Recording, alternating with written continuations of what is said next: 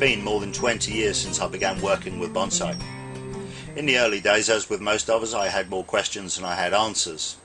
But bonsai became an overriding passion for me. It became my reason for getting up in the mornings. As time began to pass, I began to get invitations to travel, and I've been to all sorts of interesting places and met all sorts of interesting people around the world. In the later years, we've been developing a successful bonsai business, and that's generated masses and masses of correspondence.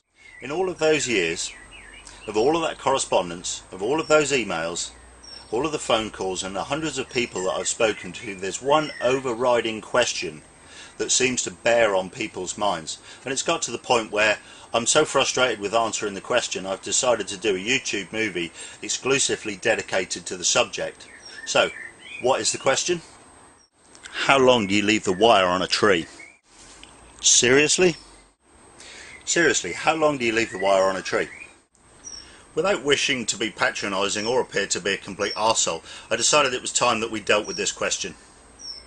The second answer is the wire should stay on the tree as long as is possible, as long as it's not doing any damage. So many of you will remember this tree from about a year ago. We posted this onto YouTube. At that time the tree was fully wired.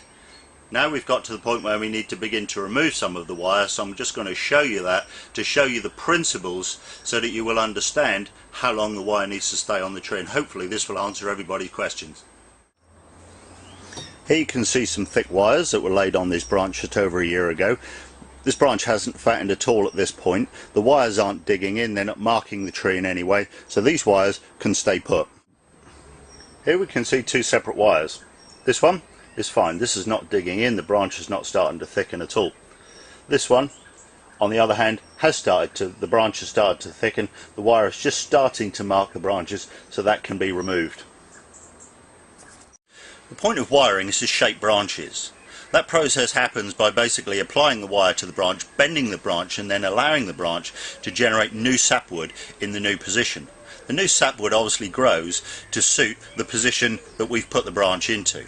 So the longer we can leave the wire, the more sapwood will generate underneath the bark. That means the branch will have more resistance to springing back to its original position.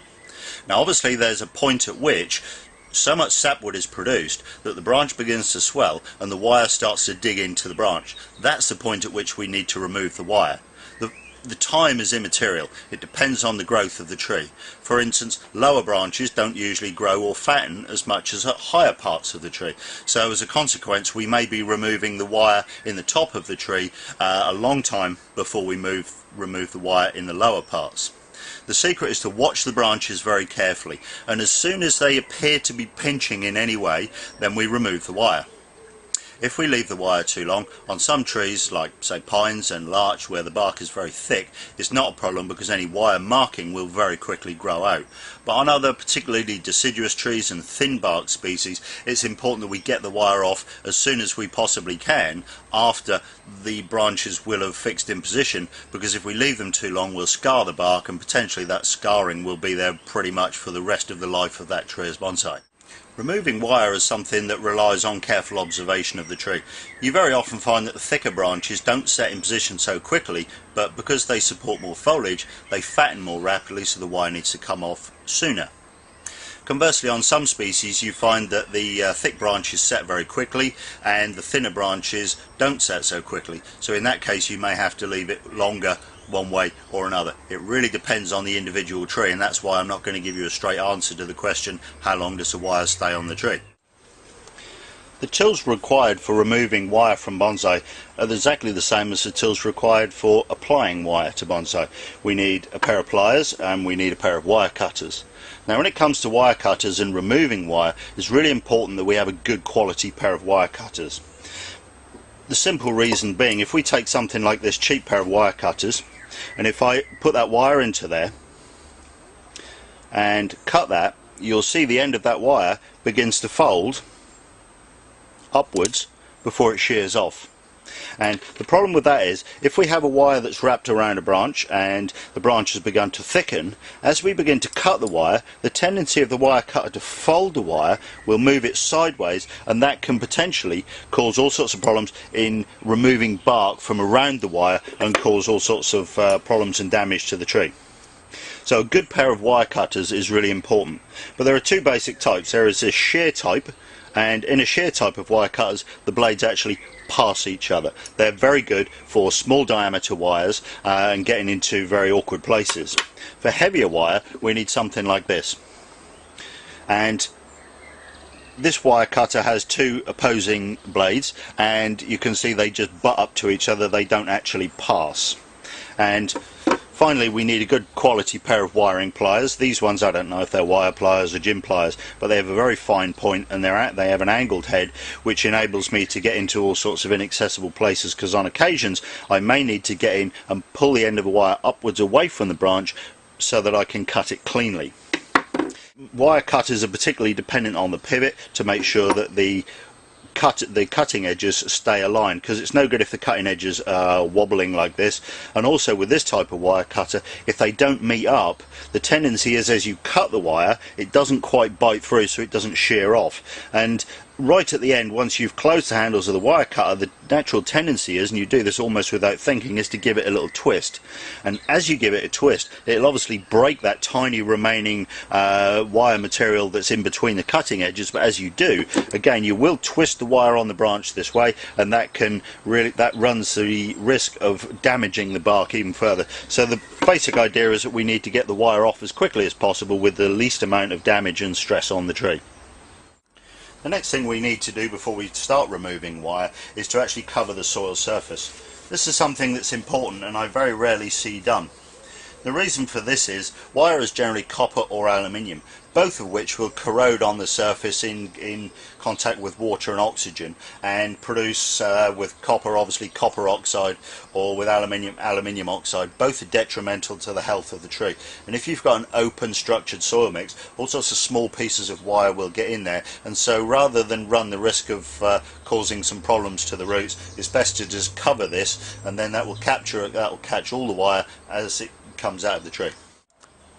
So when it comes to removing wire from the tree, just part the branches lightly, take your wire cutter and cut at exactly a 90-degree angle to the direction of the wire. If you cut at an angle, the wire cutters will invariably twist the wire, and that can cause some damage. So you just go in and you take a bite like so. Once you've cut that twice, you can just take that coil away, and you can just go through the whole tree, just removing that piecemeal, just little by little.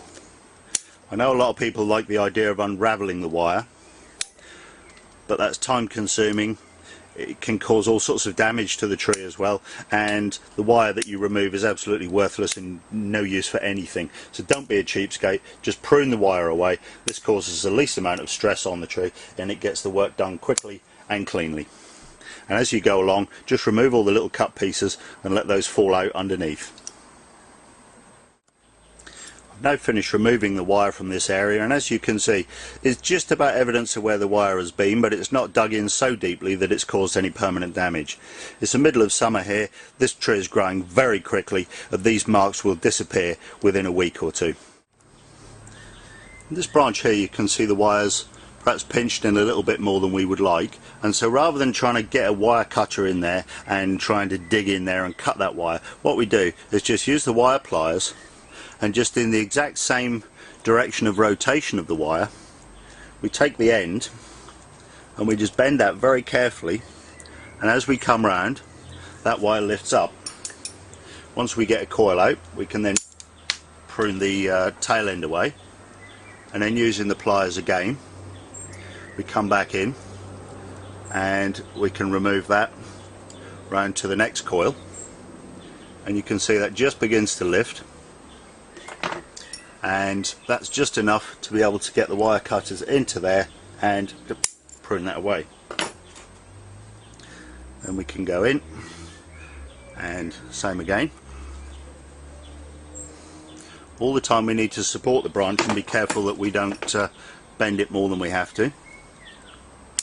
Prune that away, and then with the pliers round the next one. This is a very good technique for removing wire that's just beginning to pinch perhaps a little bit more than we would like.